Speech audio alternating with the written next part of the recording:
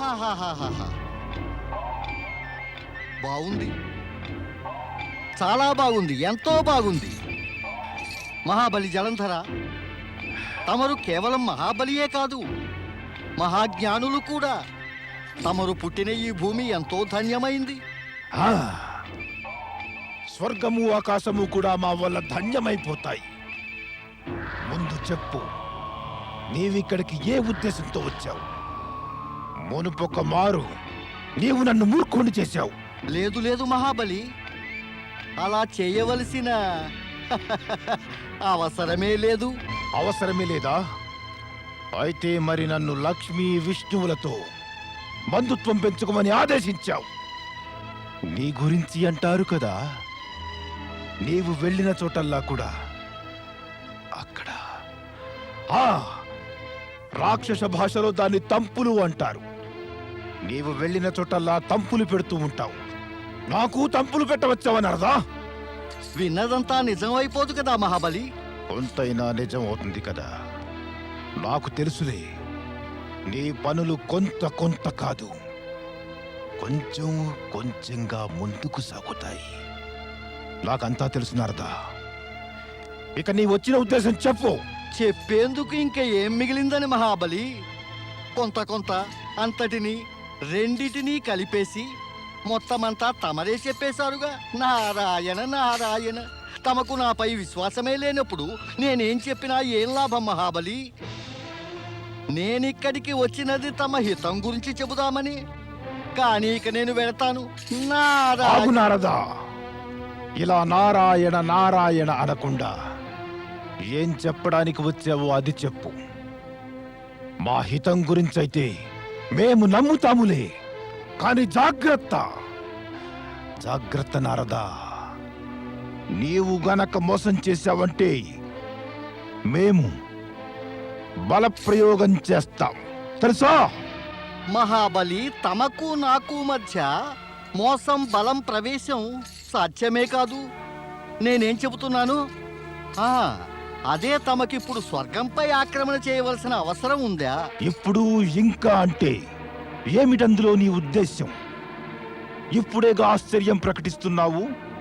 మేమింకా స్వర్గాన్ని జయించలేదేమని ఇప్పుడు మళ్ళీ మొదటికొస్తున్నావే.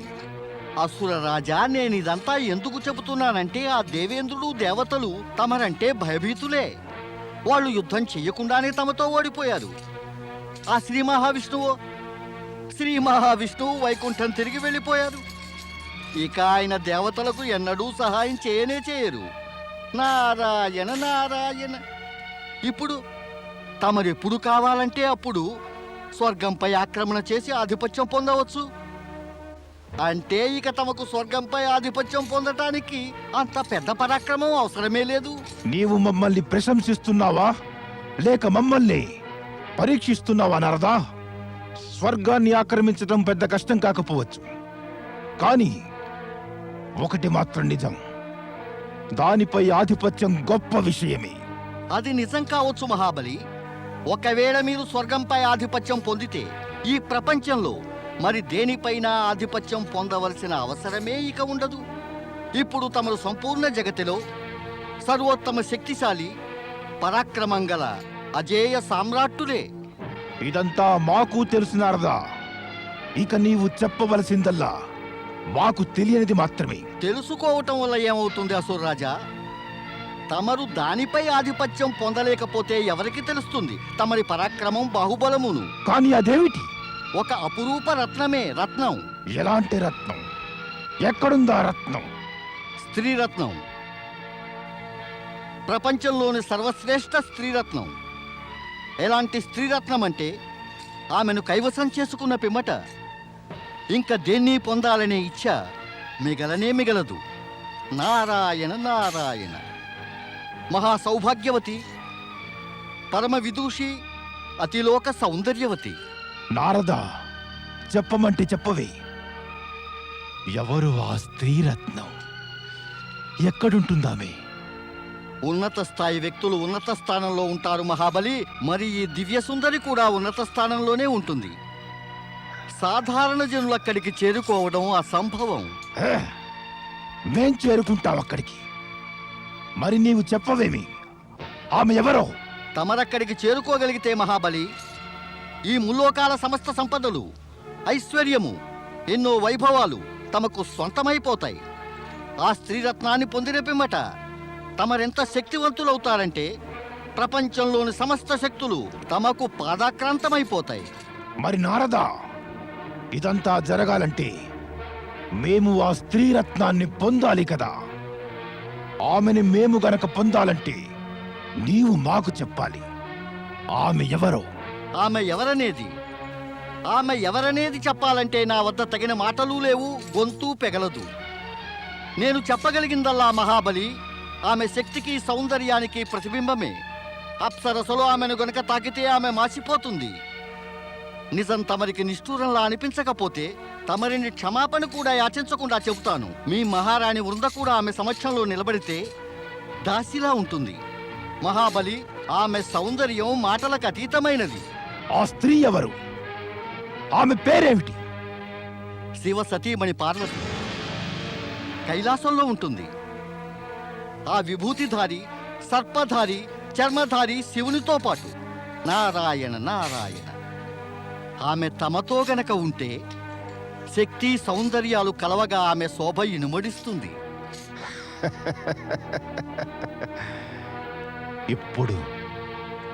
ఇప్పుడు అలాగే జరుగుతుంది నారదా. అలాగే జరగాలి మహాబలి, అలాగే జరిగి తీరాలి. లేకుంటే తమరి ఈ వైభవం, విశాల సామ్రాజ్యము, శక్తి సామర్థ్యాలు అన్నీ వ్యర్థమవుతాయి. తమరు శీఘ్రాతి శీఘ్రంగా ఆమెను పొందటానికి ప్రయత్నించండి. తమరు ఆమెను పొందిన వెంటనే మాత్రం నాపై దయతో నాకు తెలియచేయండి. నేను తమకు శుభాకాంక్షలు చెప్పడానికి వస్తాను మహాబలి. నారాయణ నారాయణ. ఇక పార్వతిని పొందటమే జలంధరుడి జీవిత లక్ష్యం. మేము పార్వతిని ఆ చర్మధారి, సర్పధారి శివుని నుంచి వేరు చేసేస్తాం.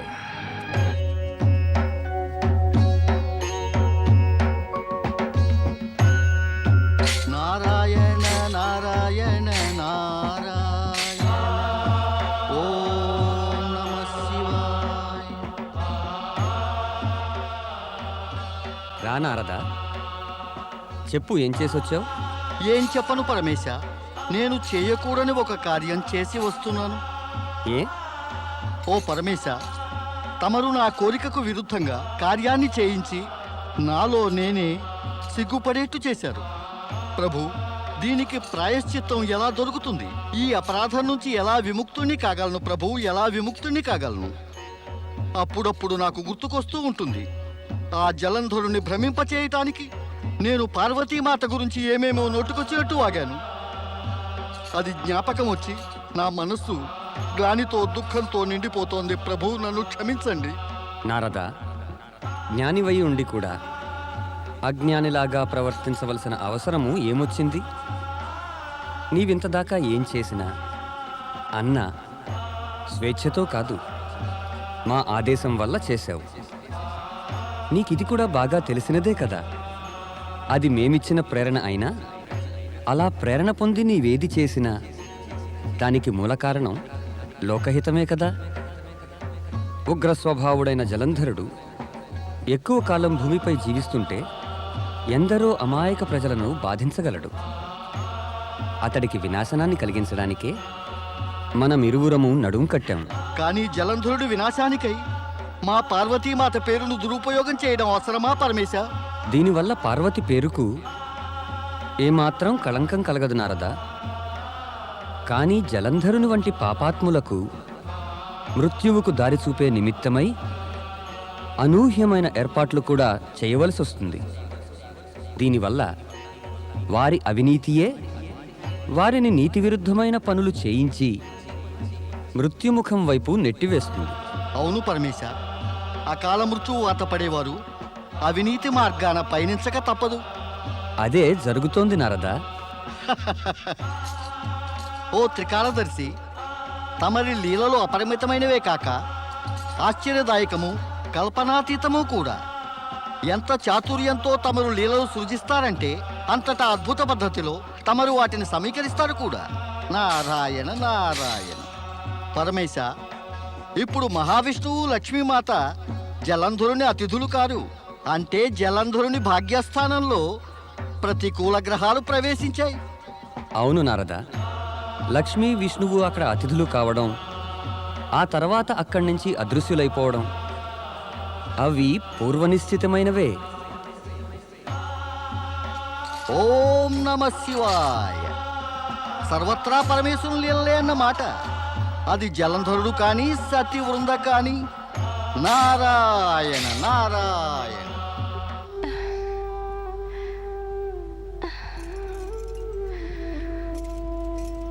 వృందా, స్వామి,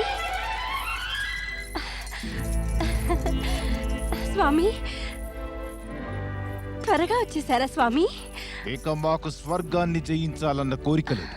ఇక మేము కామినీ రత్నాన్ని పొందాలని కోరుతున్నాం. కామిని రత్నమా?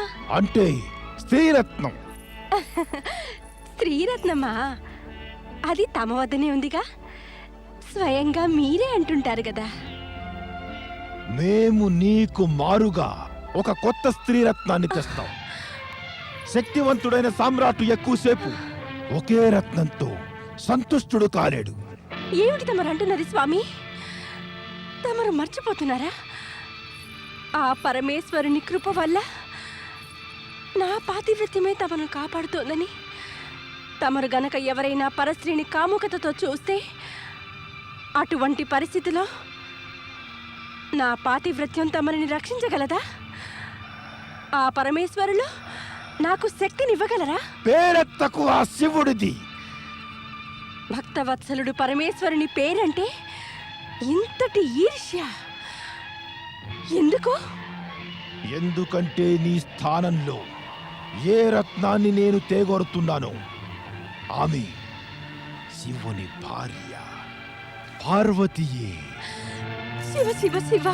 ప్రపంచంలో సర్వశ్రేష్ఠ సుందరి పార్వతి ఇక మా మహలకు శోభలు తెస్తుంది. హే!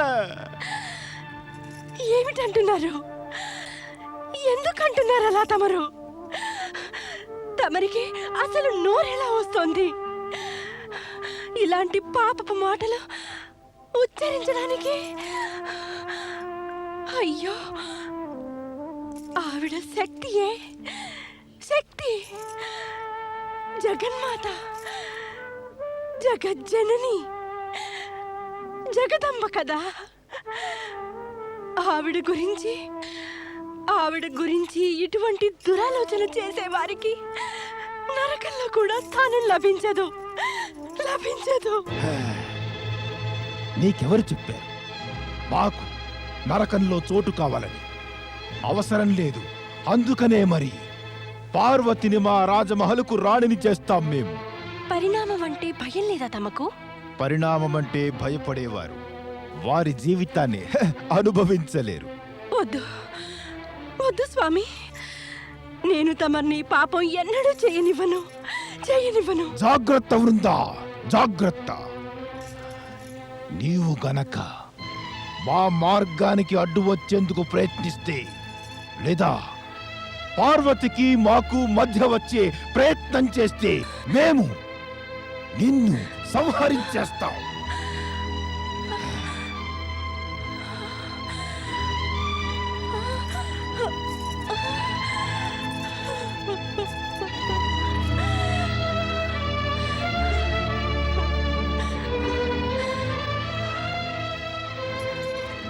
లక్ష్మీదేవి, అక్క, లక్ష్మీదేవి, వీరిద్దరు ఎక్కడికి వెళ్ళారో ఏమో. మేము మహలంతా గాలించి వేశాం. బహుశా వారిద్దరూ వెళ్ళిపోయారేమో. వెళ్ళిపోయారా? చెప్పకుండానే సమస్తం వినే ఉంటారు. స్వామి అన్న మాటలు కూడా వినే ఉంటారు. ఓ ప్రభు, ఓ పరమేశ్వర, నా భర్తకు సద్బుద్ధినియ్యి. పరమేశ, ఓ సంపూర్ణ జగత్తుకే స్వామి, నా స్వామికి సద్బుద్ధినియ్యి పరమేశ. మహాబలి జలంధరుడికి జై! మహాబలి జలంధరునికి జై! మహాబలి జలంధరునికి జై! అసురాధినాయకుడు మహాబలి జలంధరునికి జై! సామ్రాట్టులో సామ్రాట్టు మహాబలి జలంధరునికి జై!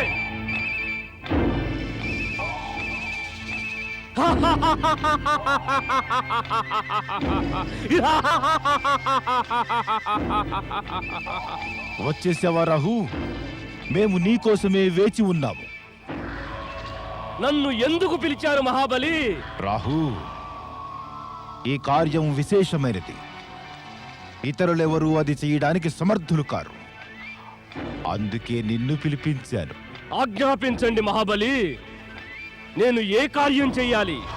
ఆజ్ఞను మేమెలాగో ఇస్తాము, కాని దాన్ని మరి నీవు పాటించాలి సుమా.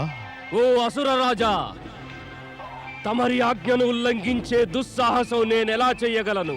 అయితే కైలాసవాసి శివుడికి వెళ్ళి చెప్పు, మాకు తన అందమైన రూపవతి అయిన భార్య పార్వతిని ఒప్పగించమను.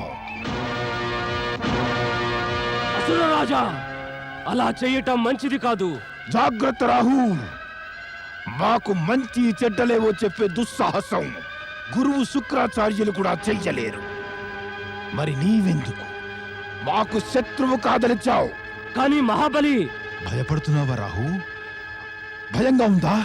మహాబలి, కామదేవుడు ఒక్క కామ ఉత్పన్నం చేయ ప్రయత్నించగానే ఆ శివుడు తన మూడో కన్ను తెరిచి అతన్ని భస్మం చేసేశాడు.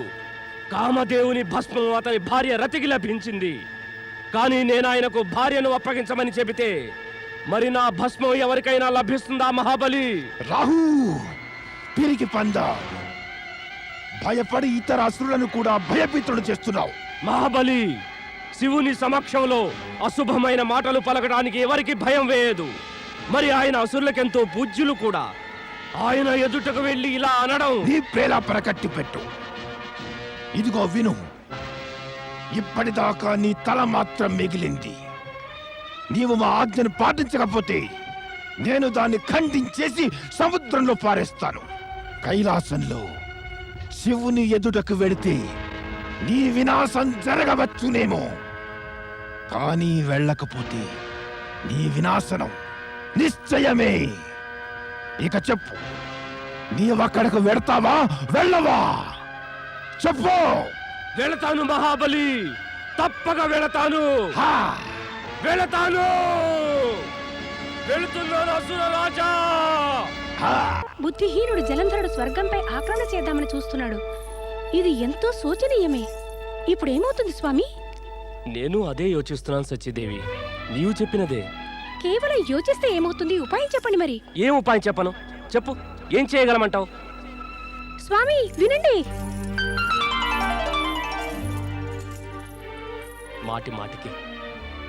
మాటి మాటికి ఒకటే విపత్తు వచ్చి పడుతోంది. నాకు మాత్రం చింత లేదు. నా ఉద్దేశం కూడా ఏదో ఉపాయం చెయ్యాలనే కదా. నారాయణ నారాయణ. దేవేంద్ర తమకు ఇక చింతతో పాటుగా కోపము వచ్చేస్తోంది. దేవేంద్ర, కేవలం చింతయే వర్తమానాన్ని కబలిస్తుంది. ఇక క్రోధం వర్తమానంతో పాటు భవిష్యత్తును కూడా కబలిస్తుంది. తమరు కోపగించకండి, ఏమీ చింతించను వద్దు, కేవలం ఆలోచించండి.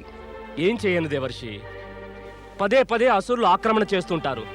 మరి ప్రతిసారి చింత కలుగుతూ ఉంటుంది, ఏం చెయ్యాలా అని. చింతిస్తున్నారా? ఉపాయం కోసం? నారాయణ నారాయణ. ఇక తమరు ఉపాయం గురించి చింతించటం మానుకోండి దేవేంద్ర. చింతమానాలా? వెంటనే దేవేంద్ర, వెంటనే. తమకు శుభం కలగాలని కోరుకునేవారు తమ శ్రేయోభిలాషులైన ఆ శ్రీ మహావిష్ణువు ఆశీర్వాదము, ఆ పరమశివశంకరుల కృప వల్ల తమ విపత్తులు దూరమైనాయి దేవేంద్ర.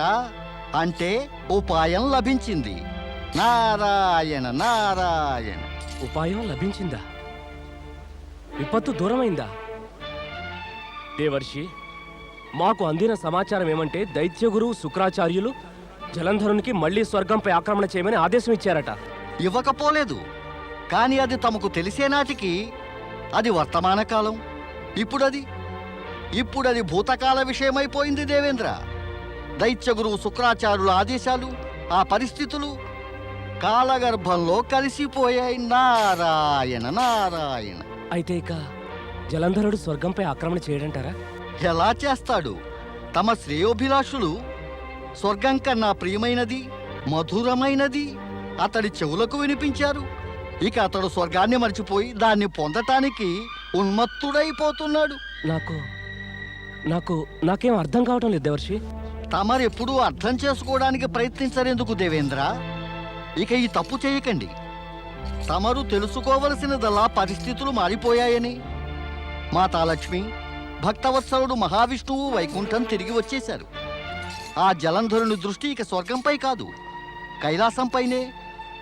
అక్కడ అతడి మృత్యువు అతడి కోసం యమపాశాలు బిగిస్తోంది. నారాయణ నారాయణ నారాయణ నారాయణ. రాహు, నీవు వెళ్ళబోతున్న కార్యం వల్ల జరిగే సర్వనాశక పరిణామం గురించి ఆలోచించావా? ఇంకా లేదా? ఒకవేళ పరమేశ్వరుని కంఠంలోని విషం పెళ్ళుబుకి నీ అమృతాన్ని ముంచెత్తదు కదా? నారదా, అలా జరగటం సంభవమేనా? పరమేశ్వరులకు అసంభవమేముంటుంది రాహు? మరి ఆ విధాత సృష్టి ఆది నుంచి దుర్మార్గం, దుర్భావనలకు పరిణామం, వినాశమే రాసిపెట్టాడు. నిజం చెప్పు నారదా, ఇటువంటి సర్వనాశపు కోరిక బీజాన్ని దైత్యరాజు మదిలో నీవేమీ నాటలేదు కదా? ఓయి రాహు, నీకీ మాత్రం తెలియదా? నారదుడు ఎవరి మనసులో ఏం నాటినా అవి నిర్మాణాత్మకము, శుభకరమైన బీజాలే అవుతాయి. కానీ అసురుల మనస్సులు బంజరు భూముల వంటివి కదా. అందులో నిర్మాణాత్మక శుభకరమైన బీజాలు నాటడం అంటే వ్యర్థమే కదా. ఎలాగో పూర్వ నిశ్చితమైన వాటిని మార్చబోవటం నీ వల్ల కాదు, నా వల్ల కాదు. ఇంకా ముందుకు సాగు. నారాయణ నారాయణ. ఓం నమః శివాయ. ఓం నమః శివాయ. ఓం నమః శివాయ. ఓ దేవాది దేవా శివశంకర, ఓ పరమేశ, ఆపదలు కాచే ఓ పరమేశ్వర, నా ఆపదలు తొలగించు పరమేశ. నేను తమరి శరణు జొచ్చాను. నా స్వామికి సద్బుద్ధిని ఈ పరమేశ, నా స్వామికి సద్బుద్ధిని ఈ దేవేశ్వర. ఆయనను తప్పుదారులు తొక్కనివ్వవద్దు, ఆయనను తప్పుదారులు తొక్కనివ్వవద్దు. బృందా, ఆపై మా శత్రువు శివుడి ఆరాధన. ఇది నీకు ఏమాత్రం మంచి చేకూర్చదు. వద్దు స్వామి, అనరాని మాటలు ఉచ్చరించకండి. ఎవరికైనా అవమానం కలిగిస్తే అది బాధ అనే రూపాన్ని ధరించి ఎంతో బాధిస్తుంది. విశ్వేశ్వరుడైన శివుని తన శత్రువని భావించే వారికి మిత్రులనే వారే మిగలరు సుమా. వారి అంతం అత్యంత దుఃఖకరమవుతుంది. నేను మీ భార్యను గనక నా స్వామి కష్టాలు పడుతుండడం నేను చూడలేను. అందుచేత తమరు శివద్రోహి అవ్వకండి, తమరు శివద్రోహి అవ్వకండి స్వామి. శివద్రోహినా? మళ్ళీ శివుడు శివుడు నేను శివద్రోహిని కాకూడదా? నీవేమో పతిద్రోహివై ఎందుకు సిద్ధమేనా? నేను శివద్రోహిని కావడం నీకు ఇష్టం ఉండదా? మరి నీవు పతిద్రోహివైతే నేను సహించదా? మాకు విరుద్ధమైపోయి నీవు మా మహారాణివై ఉండగలిగిన అధికారం కోల్పోయావు వృందా. ఇక నేను హిమాలయ పుత్రి పార్వతిని నా మహారాణిగా చేస్తాను. ఆ పండిక పార్వతీ మాత పట్ల ఇలా మలిన భావనలు ప్రదర్శించి ఆమె గురించి ఇలాంటి పాపపుట ఆలోచనలు చేస్తూ సర్వనాశనం ఎందుకు కొని తెచ్చుకుంటారు తమరు? ఎవరు చేయగలరు నన్ను సర్వనాశనం? అందరి సర్వనాశనానికి కారణమైన ఈ జలంధరుని సర్వనాశనం ఎవరు చెయ్యగలరు? శివుడా? అహంకారం ఎవ్వరి బుద్ధినైనా హరిస్తుంది. బుద్ధిహీనులైన వారి వాక్కుకు సంయమనం ఉండదు. వారు తమ పరిమిత శక్తిని అపరిమితమని అనుకుంటారు. కానీ అపరిమిత శక్తి కలిగినది కేవలం ఆ పరమేశ్వరుడొక్కడే. ఆ పరమేశ్వరుడే. త్వరలోనే నీకు శివుని శక్తి తెలిసి వస్తుంది. ఆ పార్వతి మా సరసన వచ్చి కూర్చున్నప్పుడు ఓ విధాత, ఈ భూమి విచ్చిపోతేమి? ఈ భూమి విచ్చిపోతే అందులో నేను సమాధి అవుతాను. నా మార్గానికి అడ్డు రాకుండా ఉండాలంటే అలాంటిదేదో నీవు చెయ్యవలసిందే. కాని నా వివాహ శుభముహూర్తాన అలాంటి అశుభకార్యం చేయకు. పార్వతితో పాటు నా వివాహం ముగిసిన పిమ్మట నీ ఇష్ట ప్రకారం చేసుకో. మర్చిపోకు మహాబలి, నేను కూడా అసురరాజు కాలనేమి పుత్రికని. హే! నా అధికారం, నా స్వాభిమానాలను ఆహుతి కానివ్వలేను. ఏం చేస్తావే? భార్య సదా భర్తను గౌరవిస్తుంది. నా చేత బలవంతంగా నా భర్తను మరి అవమానించనివ్వకండి. నన్ను అవమానించేవారు నేటిదాకా బతికి ఉన్నారా? నీవు కాలనేమికి పుత్రివి, నాకు భార్యవు కూడా. అందువలనే నీ ప్రేరేపణంతా విన్నారు. లేకపోతే ఈ పాటికి నీవు యమపాశపు పరిష్వంగంలో సమసిపోయేదానివి. స్వామి, స్వామి. ఓం దేవాదిదేవ దేవేశ సర్వప్రాణాం ప్రతాంబర ప్రాణినామపి నామస్య తం మృత్యుంజయ నమోస్తుతే. గురుదేవ, ఓం దేవాదిదేవ దేవేశ సర్వప్రాణాం ప్రతాంబర గురుదేవ, ప్రాణినామపి నామస్య తం మృత్యుంజయ నమోస్తుతే. గురు శుక్రాచార్య, ఓం తమరి ప్రియ శిష్యుడు మహాబలి జలంధరుడు మీకు ప్రణామం చేస్తున్నాడు. సర్వప్రాణాం ప్రతాంబర ప్రాణినామపి నామస్య తం మృత్యుంజయ నమోస్తుతే. ఓం దేవాదిదేవ దేవేశ గురు, సర్వప్రాణాం ఇంతటి కఠోర భంగిమ, ప్రాణినామపి నా పట్ల ఉదాసీనత, మృత్యుంజయ నేను చేసిన ప్రణామానికి కోపము ఏమిటంతా గురుదేవ? ఓం దేవాదిదేవ నేను తమ పెంపుడు కొడుకు వంటి వాణ్ణి కదా. సర్వప్రాణాం నేను తమ ఆశీర్వాదం పొందుదామని ఆశతో వచ్చాను. ప్రాణినామపి మరి తమరేమి? నామస్య తం గురువైన ముఖం తిప్పుకున్నారు. మృత్యుంజయ నమోస్తుతే. నా వైపు చూడండి గురుదేవా, నా వైపు చూడండి. గురుదేవా, తమరి ఇచ్ఛానుసారం నా సోదరి లక్ష్మిని, మా బావగారు విష్ణువును నా భవన నుండి పంపివేశాను. సాగనంపి వేశావు. వారిని నీ భవనానికి తీసుకొచ్చి నీవు చేసిన భయంకరమైన తప్పుకు పరిణామాన్ని కూడా నీవు అనుభవించవలసిందే జలంధర. దూరదృష్టితో దివ్య దృష్టితో చూస్తున్నా నీపై వినాశపు కారుమేఘాలు కమ్ముకుంటున్నాయి. అందువల్ల పరమేశ్వరుని ప్రసన్నం చేసుకోవటానికి శివేష్టి యజ్ఞాన్ని చేస్తున్నాను. శివేష్టి యజ్ఞమా? వినాశపు కారు మేఘాలను చెదరగొట్టాలనా? గురో, దీనితో వినాశకారు మేఘాలు చెదిరిపోవు, ఇంకా ఎక్కువగా కమ్ముకుంటాయి. శివుడు మనకు శత్రువు గురు. అతన్ని ప్రసన్నుని చేయడం కాదు, అతన్ని పరాజితుని చేయడం అవసరం. నేను అతన్ని పరాజితుని చేస్తాను. పైగా అతడి అందమైన భార్య పార్వతిని నా మహారాణిని చేస్తాను. నీ సర్వనాశమే నీ నోట పలుకుతోంది జలంధర. ఇక నిన్ను యమపాశ నుంచి ఎవరూ తప్పించలేరు, నా వల్ల కూడా కాదు. ఓరి మదాంధుడా, బుద్ధి కర్మానుసారిణి అన్న లోకోక్తి నీవెన్నడూ వినలేదా? ఇంతగా ఉద్రేకపడుతున్నారేం గురు? నేనన్న దానిలో తప్పే ఉంది. మీరింతగా నన్ను పూలనాడడం అవసరమా? పాపాలు చేస్తున్నప్పుడు పాపికి ఏమాత్రం తెలియదు తాను పాపాలు చేస్తున్నట్టు. నీ పరిస్థితి అటువంటిదే. ఓరి అసురులమైనంత మాత్రాన మనకు నీతి నియమాలు సిద్ధాంతాలు ఉండవా? పార్వతి జగన్మాత జగదంబ కూడా. ఇక శివుడు మనకు పూజ్యుడు. ఆయన పట్ల ఇలాంటి కుచిత భావాలు కలవారికి ఎవరికైనా మేలు దొరుకుతుందా? నీ మనసులో ఆయన పట్ల దురాలోచనలు తొలగించు. గురు, నేను తెలివి తక్కువ దద్దమ్మను కాను.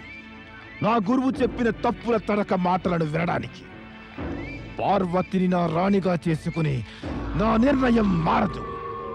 ఆ పని మీదనే నేను రాహువును కైలాసం పంపాను. అతడు శివుని వద్దకు వెళ్ళి నాకు పార్వతిని అప్పగించమని అడుగుతాడు. రాహు అక్కడికి వెళ్ళి శివుణ్ణి పార్వతినిమ్మంటాడా? తప్పక ఇమ్మంటాడు. ఆ శివుడు గనక తిన్నగా నా ప్రస్తావనను అంగీకరించకపోతే, తన పార్వతిని అప్పగించకపోతే, నేను కైలాసంపై ఆక్రమణ కావించి పార్వతిని బలవంతంగా అపహరించుకుని వస్తాను. ఆపు జలంధర, ఆపు. ఇంతకన్నా ఎక్కువ వినలేను. నీ మనసును వాక్కును అదుపులో పెట్టుకో. నీ కోరికలను వాంఛలను నిగ్రహించుకో జలంధర. పార్వతి నీకు మాతృ సమానురాలు. ఆమె గురించి ఇలా ఆలోచించడం కూడా మహాపాపమే. ఆమె చాలు చాలు గురు, చాలు. ఇక చాలించు. నేను భార్యగా పొందుదామనుకున్న దాన్ని నీవు బలవంతాన నా తల్లిని చేస్తానంటావా? తల్లి అంటే ఎవరనుకున్నావు? తన పుత్రుని గర్భం దాల్చి జన్మనిచ్చినదే తల్లి. పదే పదే మాత మాత అంటూ నన్ను భ్రమలో పెట్టవలసిన అవసరం ఏమీ లేదు. నేనొక తల్లికి పుత్రుడనవుదామనే కోరికతో ఏమీ రాలేదు. నేనేమో పార్వతికి భర్తనవుదామనే కోరికతో వచ్చాను. ఆమెను పొందే నా ఈ ఉద్యమంలో నీవు నాకు సహాయపడి తీరాలి గురు. వీల్లేదు, వీల్లేదు. ఇటువంటి పాప కార్యంలో నేను నీకు భాగస్వామిని ఎన్నడూ అవ్వబోను.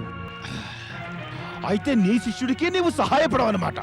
ఇట్టి పాప కార్యంలో ఏ గురువైనా తన శిష్యుడికి తోడ్పడితే ఆ జన్మాంతము అపరాధానికి సిగ్గుపడవలసి వస్తుంది. గురువు కర్తవ్యం ఏమిటంటే తన శిష్యుని విజయపథంలో నడిపించటం, సన్మార్గం చూపటం. కానీ నీవేమో నన్ను కూడా నీ వెంట పాపపు కూపంలోకి దిగలాగా చూస్తున్నావు. అలా ఎన్నటికీ జరగబోదు జలంధర. ఇది ఎన్నటికీ కాకపోతే మరొకటి తప్పక జరుగుతుంది. ఏమి జరుగుతుంది? నేను నీకు దైత్య గురువు పదవిని గౌరవాన్ని ఇంకా దక్కనివ్వను. ప్రపంచంలోని అసురులందరినీ పిలిచి వారికి చెప్పేస్తాను. ఈ దైత్య గురువు శుక్రాచార్యుడు దైత్య శత్రువైపోయాడు. ఇక నీ ఆజ్ఞలను వినకుండా నిన్ను బహిష్కరించమంటాను.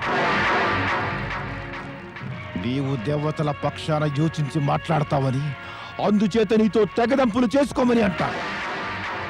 నేను అదే చేస్తాను. నీవు నీ గురువు పట్ల ఇంత కఠినంగా ప్రవర్తిస్తావా? ఈ గురువునే కదా నీవింతకు ముందే తన పెంపుడు తండ్రి అని అన్నావు. ఈ గురువే కదా నిన్ను శస్త్ర విద్యలోనూ అనేక శాస్త్రాల్లోనూ కూడా పరగతొడి చేసినది. నేనేమీ చెయ్యబోను గురు. ఏది జరిగినా కూడా నీవు కోరినట్లే జరుగుతుంది. నాతో భాగస్వామి కావడమనే కోరిక నీకు లేకుంటే, నా కోరిక కూడా నిన్ను నా గురువుగా ఆమోదించాలని ఉండదు కదా. జలంధర, నీవు నీ గురువుపై ప్రతీకారం తీర్చుకోవాలని ఇలా సమస్త అసుర జాతికి గురువు లేకుండా చేస్తావా? గురువును కోల్పోయిన అసుర జాతి సమసిపోతుంది కదా. సమసిపోతే పోని, సమసిపోని అసుర జాతి సమస్తము. కాని మహాబలి జలంధరుడు తన కోరికను మాత్రం సమసిపోనివాడు. నేను అసుర జాతిని మాత్రం రక్షించవలసిందే.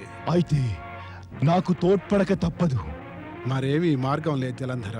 శిష్యుని ఎదుట గురువు సత్యాన్ని ఆమోదించారన్నమాట. ఇది ప్రపంచంలోనే విశేషమైన సంగతి గురు. ఇక నేను నా ఉద్యమాన్ని కొనసాగిస్తాను.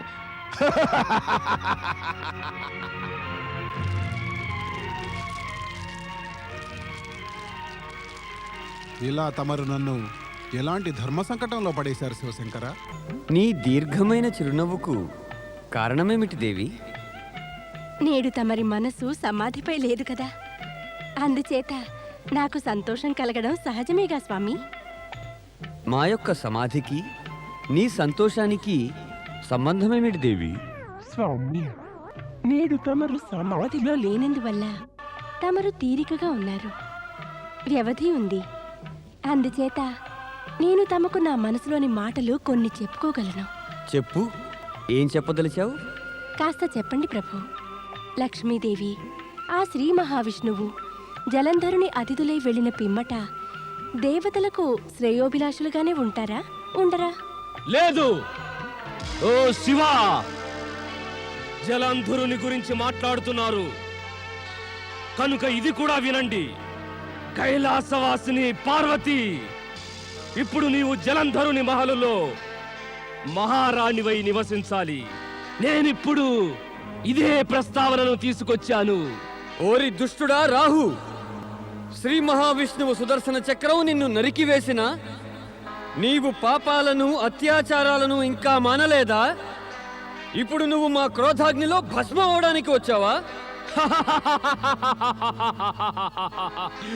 మొదట నేను ఈ భయం వల్లనే భయభీతున్నయ్యాను. తరువాత గుర్తుకొచ్చింది నేను అమృతం తాగిన అమరుణ్ణి కదా అని. ఎంత కావాలనుకున్నా తమరు నాకేమీ హాని కలిగించలేరు. నాపై కోపం చూపడం వ్యర్థమే మహాదేవా. నేను మహాబలి జలంధరుని పక్షాన సందేశ ప్రస్తావన తెచ్చిన వాణ్ణి. ఓ సుందరి పార్వతి, నీవు కూడా విను. ఈ హిమశీతల కైలాసం కన్నా దైత్యరాజు జలంధరుని రాజభవనం ఎంతో సుఖంగా ఉంటుంది. తమరిక దైత్యులకు సామ్రాజ్ఞిగా ఉండవచ్చు.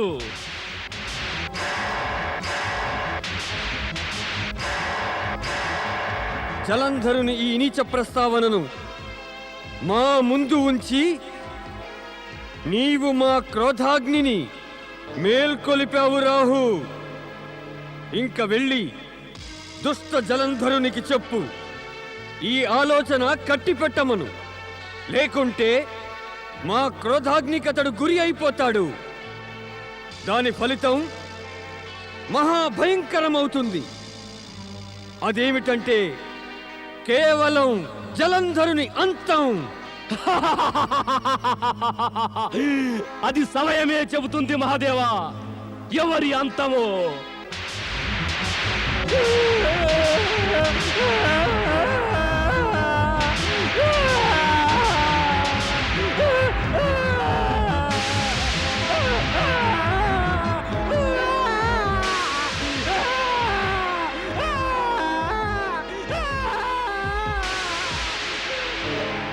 నారాయణ నారాయణ. దైత్యరాజు మహాబలి జలంధరునికి జై!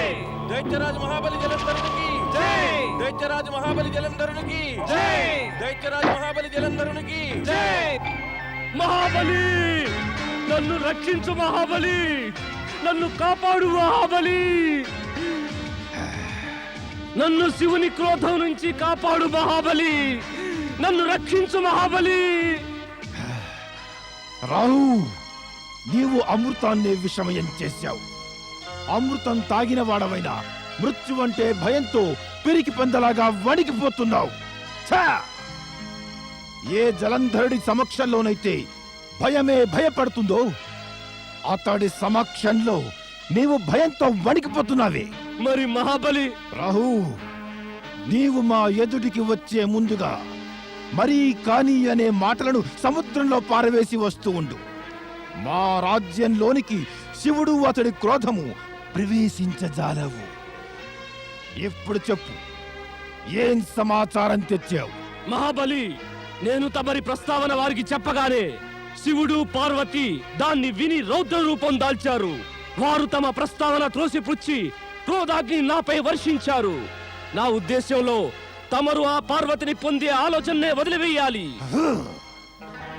నేను నీ వంటి పిరికి పంద చెప్పిన ఆలోచనను పాటించాలా? దుర్బుద్ధి! వింటే బలవంతుడి మాటలే వినాలి, పిరికి వారిది కాదు. ఇలా నన్ను ఆదేశించే ధైర్యం స్వయంగా గురు శుక్రాచార్యులకి లేదు. మరి నీకింత సాహసం ఎక్కడి నుంచి వచ్చింది? మమ్మల్ని ఉద్దేశం మానుకోమని ఆదేశిస్తున్నావా? మహాబలి, ఆలోచించలేని వారు అనాచారాల్ని, పాపాలను, అత్యాచారాలను చేస్తుంటారు. రాహు, నీ ప్రేలాపన కట్టుపెట్టు, లేకుంటే అంటాను, తప్పక అంటాను. ఆలోచన నశించిపోతే బుద్ధి భ్రష్టులవుతారు. బుద్ధి భ్రష్టుల యొక్క జీవితం నాశనమవుతుంది. నాకు అలాగే జరిగింది. ఇక తమకు అదే గతి పడుతుంది. ఇక ఎక్కువ కాలం తమతో ఉండి నన్ను నేను ఇబ్బందిలో పెట్టుకోను.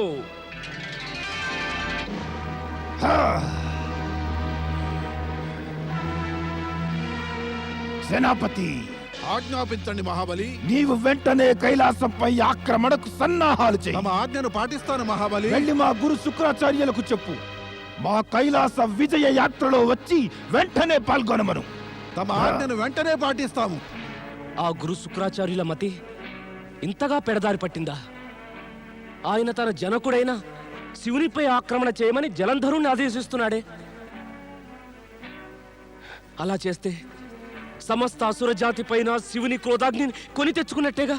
దేవేంద్ర, దుష్ట ప్రవృత్తి గలవారు దురాగతాలు చేస్తూ తాము చేస్తున్నది తప్పని అనుచితమని ఎన్నడూ భావించరు. వారి అహంకారం వివేకాన్ని తలెత్తనివ్వదు. అప్పుడు వారు ఉచితానుచిత భేదాలను మరచి జ్ఞానాన్ని కోల్పోయి తాము చేస్తున్నదంతా కూడా సరియైనదేని అనుకుంటూ ఉంటారు. ఈ గతే జలంధరుడికి పట్టింది. అంటే ఇక శివక్రోధం నుంచి ఆ శుక్రాచార్యుడు తప్పుకోలేడు, జలంధరుడు కూడా అంతే. శివక్రోధం నుంచి తప్పించుకోవడం అనేది అసంభవమే. కానీ ఇది కూడా నిజమే. తన భార్య వృంద యొక్క పాతివ్రత్య బలం వల్లనే జలంధరుడు అపార శక్తివంతుడయ్యాడు.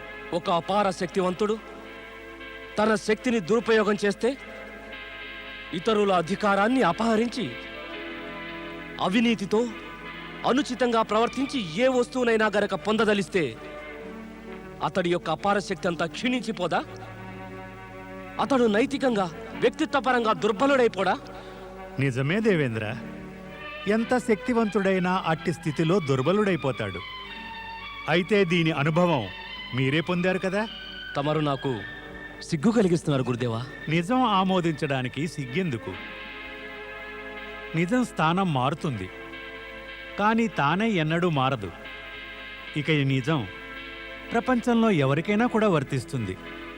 నేను, నీవు, జలంధరుడు లేక ఎవరైనా కూడా తమ యొక్క శక్తిని దురుపయోగం చేసి ఇతరుల కష్టాలకు గనక కారకులైతే కష్టాలను కలిగించే ఆ భావనయే బరువైపోయి వారిని దుర్బలు చేస్తుంది. ఇక మనకే కష్టాలు కలుగుతాయి. చూడండి, ఇదే గతి జలంధరుడికి కూడా కలుగుతుంది. నా సోదరుడు జలంధరుడు చేసిన కార్యం అనుచితమే. ఆ పరమేశుడు అతన్ని క్షమిస్తారా లేక దండిస్తారా? దేవి లక్ష్మి, ఇప్పుడేమవుతుంది ప్రభు?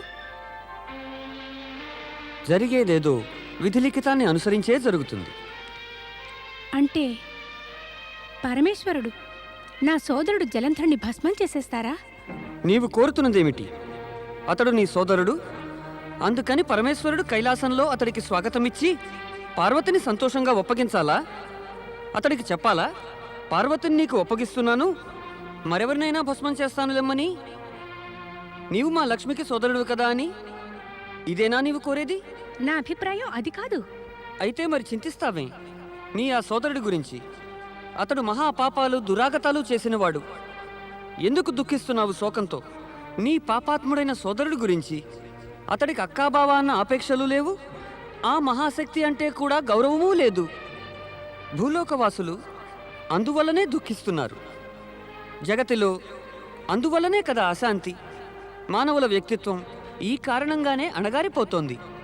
నైతికతా సద్వర్తన ఇందువల్లనే రూపుమాసిపోయాయి. ఎందుకు ప్రభు? ఎందుకు? ఇది దేన్ని గురించి చెప్తున్నారు? స్పష్టమే, నీ గురించి, జలంధరుడి గురించి చెబుతున్నాను. ఎవడైనా సోదరుడు ఒకరి భార్యను కామాంధుడై చూస్తే సోదరి దుఃఖించవలసిన అవసరమేముంది? ఆమెకు క్రోధం కలగాలి గాని ఆమె విధాతనేమని ప్రార్థించాలంటే ఆ మహాపాపిని పరలోకానికి పంపమని. అలా గనక జరిగితే పాపులంతా పాపాలు చేయ సంకోచిస్తారు. కానీ అలా జరగటం లేదు. అలా జరగనప్పుడు మరొకరి చెల్లినో భార్యనో పుత్రికనో కామాంధుడై చూసేవాడు తన సోదరి బంధువులు మిన్నకుంటే తన దురాగతాలకు అంగీకారం అనుకుని ప్రోత్సాహం పొందుతాడు. ఇలా జరుగుతూ పోతే ప్రోత్సాహం మరింతగా పొంది ప్రకృతి నియమాలను బట్టి మృత్యులోకానికి పయనిస్తాడు. లేదు ప్రభు, లేదు. గుణహీనుడైన సోదరుడు హితానికై నీవెన్నో మార్లు లేదు లేదని అంటూనే ఉన్నావు. కానీ జగదంబ పార్వతి పట్ల అతడు అమర్యాదగా ప్రవర్తించినప్పటికీ కూడా నీవు అతన్ని తులనాడుతూ ఒక్కమారు వద్దనలేదు. నీవు జలంధరుణ్ణి ఒక్కమారైనా ఆపయత్నించలేదు. మాతృ సమానురాలైన ఆ పార్వతి గురించి అపవిత్ర భావన తప్పనలేదు. ప్రపంచంలోని సామాన్య ప్రజలందరూ ఇటువంటి పక్షపాతంతో కూడిన వైఖరి వల్లనే దుఃఖంతో అశాంతితో బాధపడతారు. వారు మరిచిపోతారు భర్తను, పుత్రుణ్ణి, సోదరుణ్ణి పాపాలు చేస్తున్నప్పుడు మందలించకుండా, నిష్పక్షపాతంగా వారిని కఠినంగా ఎదిరించకుండా పాపాత్ములను కష్టాల గాఢాంధకారంలోకి నెట్టేస్తారు. ఇది మనమందరం అవలంబించవలసిన పద్ధతేనా? నారాయణ నారాయణ, ఇలా ఎన్నడూ భూలోకవాసులు కూడా చేయకూడదు శ్రీహరి. కానీ మనుష్యులకిదే స్వాభావికమైపోయింది. నారదా, ఎవరి స్వభావం గురించి మాట్లాడుతున్నావు? మనుష్య స్వభావం గురించి చెబుతున్నాను మాత, మనుష్య స్వభావం గురించి. ఈ మధ్య భూలోకవాసులు ఎవరికి వారే యమునా తీరే అన్నట్టుగా ఉన్నారు. అంటే ఎవరూ ఎవరిని పాపాలు చేయకుండా ఆపటం లేదు. ఏ? అందరూ పాపాత్ములే. ఓ పాపాత్ముడు మరొక పాపాత్ముణ్ణి పాపాలు చేయవద్దని ఎందుకంటాడు? నారాయణ నారాయణ. ఈ భూమిపై ఒక్క పుణ్యాత్ముడు కూడా లేడంటావా? లేదు లేదు, అంత నిరాశపడనవసరం లేదు. కొందరున్నారు, కానీ కోటికి ఒక్కడు. వారి పిలుపు ఎంతో దూరం వెళ్ళదు. అందువలనే ఎవరేది చేసినా కూడా వారిని ఎవరూ ఏమీ అనరు. అందుచేత భూమి మీద అత్యాచారాలు, దురాగతాలు పెరుగుతున్నాయి. నారదా, నీవు రావడంతో విషయమే మారిపోయింది. అయితే మరి నేను వెళ్ళిపోతాను, విషయం మళ్ళీ మారిపోతుంది. నిజానికి నేనేమనుకుంటున్నానంటే మహాబలి జలంధరుని విషయం చర్చిస్తున్నారు కదూ. అవును నారదా, దేవి లక్ష్మి ఎందుకు చింతిస్తోందంటే ఒకవేళ ఆ పరమేశ్వరుడు జలంధరుని భస్మం చేస్తారేమో అని. అలా జరగదు. తన తేజోపుత్రుడైన మహాబలి జలంధరుణ్ణి ఎప్పటికీ భస్మం చేయబోరు. నారదుడి మాటలను శంకించవద్దు దేవి. జలంధరుడు ఎంత నీచంగా ప్రవర్తించినప్పటికీ ఆ పరమేశుడు తన గొప్పదనానికి తగినట్టే ప్రవర్తిస్తారు. ఇక ఇరువురి యుద్ధం ఎలా జరుగుతుందో వేచి చూడవలసిందే. నారాయణ నారాయణ.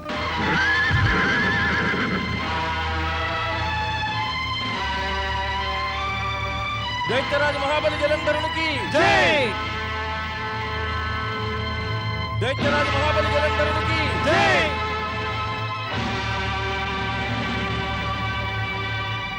దైత్యరాజు మహాబలి జలంధరునికి జై! దైత్యరాజు మహాబలి జలంధరునికి జై! దైత్యరాజు మహాబలి జలంధరునికి జై! స్వామి, కైలాసం చేరుకోక ముందుగానే ఇతన్ని నాశనం చేయండి. జలంధరుణ్ణి కైలాసం దాకా రానియ్యి. అతడి దురాగతాలకు శిక్ష అతడికి తప్పక లభిస్తుంది.